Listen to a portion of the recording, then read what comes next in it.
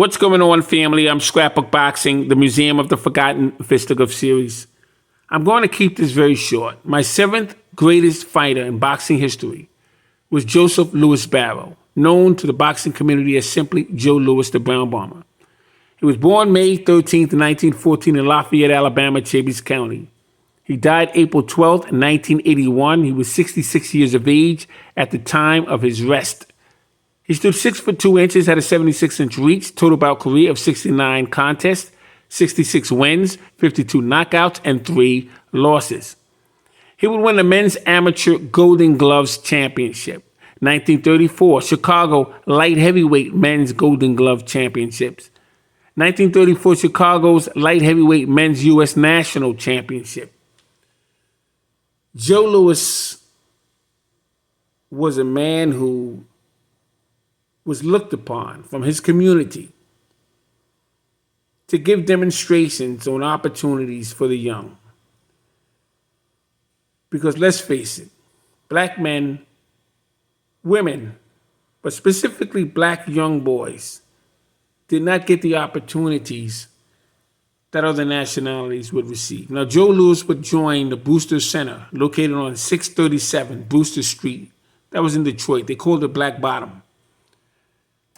And he had a friend by the name of Thurston McKinley. They were both in the school for kids who were behind on their education. But Stacy McKinley was a Golden Glove champion. And he wanted Joe Louis to take up boxing because Joe Louis was handed a violin from his grandmother, where she paid 25 cents a lesson. During that time, that was a lot of money. And then the fee went up to 50 cents. Imagine paying 50 cents for a lesson for a young man who was 6 foot, very strong, to play the violin during those days. So Stacy McKinley would call Joe Louis a sissy. He called him a sissy, man. And Joe Louis didn't take too kind to that. So he would eventually go into the gym because Stacy McKinley would pull out his back pocket a newspaper stating that Kid Chocolate, who would defeat Al Singer and earn $75,000. Well, Joe Louis would eventually turn professional. And he would meet up with Jack Blackburn, who was an ex-fighter himself. Now, Jack Blackburn is in the Hall of Fame as a trainer, but not as a fighter. And he would have fighters who he trained. Sammy Mandel, Charles Bud Taylor, Jersey Joe Walcott, Lou Ambers, many of them. Joe Louis. He would die in 42 in Chicago. Jack Blackburn never got a chance to see his final work. You see, he established 2 heavyweight champions. He only knew of one. Jersey Joe Walcott would become heavyweight champion. In 1951, he would knock out Ezzard Charles.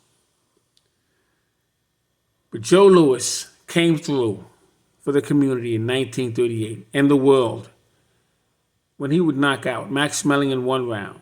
You see, in 1936, Joe Louis would be stopped in 12 rounds by Max Schmeling with 72 straight right hands that he couldn't stop. He would eventually go down and he would be out. And this would upset the establishment. The establishment went dark because everyone defended Joe Louis and anything that he did, but they looked up to him. And it was an opportunity for Joe Louis to spread the message to young kids of color that opportunity is possible. So he had to demonstrate his life that way. And when he lost to Max Schmeling, this upset the community. You see, you would sit around the radio with your family. You would be dressed up as though you were going to church because Joe Louis meant so much to the community that neighbors would pack houses with other neighbors to listen to one radio. And you would make dinner out of it. You would have a Thanksgiving meal prepared, and everyone would listen. And when Joe Louis would win, everyone celebrated. They would eat a Thanksgiving meal. They would run outside, and they had to look their best, so their shoes would shine. They would wear pocket squares, fedora hats, letting everyone know that I'm doing all right. Because of Joe Louis, my morale is uplifted. That's the effect that Joe Louis had on his community.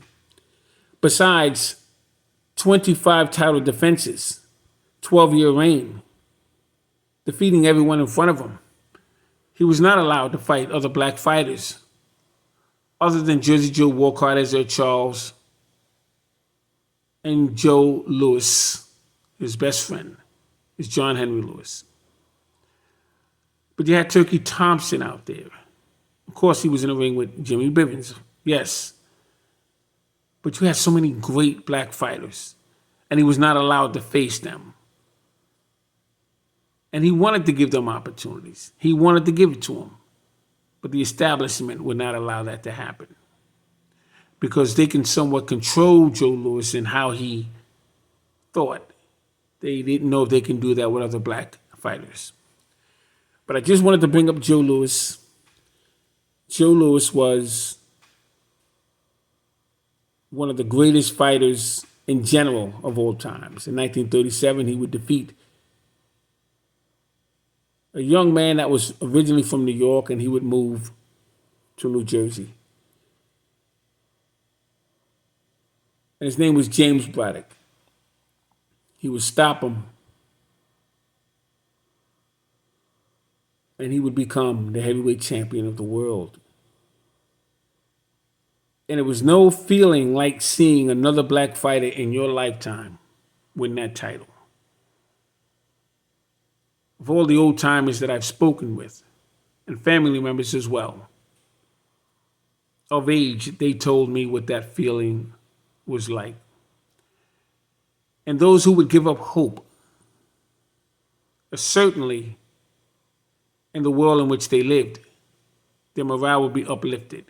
And that's what kept them going. Yes, you had Henry Armstrong, who would win the featherweight and the welterweight and lightweight championship titles. But Joe Louis was a symbol of strength. He was the heavyweight champion of the entire world. And when Henry Armstrong and Joe Louis and John Henry Lewis all held the titles in 1938, all members of the community thought they had a chance. But when John Henry Lewis was robbed because he couldn't fight due to the recommendation of a doctor and failing an eye examination, they would strip him of his title when he couldn't face Tiger Jack Fox. Joe Louis would eventually lose his title. Although he would resign in 1949, he didn't technically lose his title in the ring. But the established title, the People's Champion, that was gone in 1950 after he lost to Ezra Charles. But in 51, in New York's Madison Square Garden, round 8 was the curtains for Joe Louis when he'd be knocked out by Rocky Marciano. This is what the establishment wanted, because Joe Louis had appointed Jersey Joe Walcott and Ezra Charles in his place. And this infuriated the establishment. Yes, they loved Jersey Joe Walcott and they respected Ezra Charles. But when Joe Louis was no longer champion, he appointed 2 black fighters in his place. The establishment was looking for the new white champion. Rocky Marciano, who, by the way, one of my favorite fighters, who, by the way, well earned by the way, was a hell of a heavyweight champion. Take absolutely nothing away from Rocky Marciano. But the way Rocky Marciano was used to fill the gap of the status quo was sad within itself. So that's basically the story of Joe Louis. He took on Jack Sharkey. He would face Primo Carnera. He would take on Max Schmeling twice. But on the evening, July 22nd, 1938, he'd be in the ring with Max Schmeling. And did I say July, June 22nd? And all eyes were on Joe Louis. Joe Louis was called to the White House. Roosevelt was the president. And Roosevelt did not want that bout to happen because he was afraid of a war with Nazi Germany. And he called up the commissioner's office and he said to them, I don't know who's going to referee this bout, and I don't give a damn. You better not stop this damn fight unless a man is completely out past the count of 10. Because I cannot afford a war on my watch. I don't care if it's Louis. I don't care if it's Schmeling. Because Roosevelt was afraid of the urban community not wanting to take or tolerate this anymore and cause riots. But he was also afraid of another country, Nazi Germany. That's the time that Joe Louis would come up in. I have him ranked number 7 as my greatest fighter in boxing history. Thanks for listening. See you on the 8th video. Be well.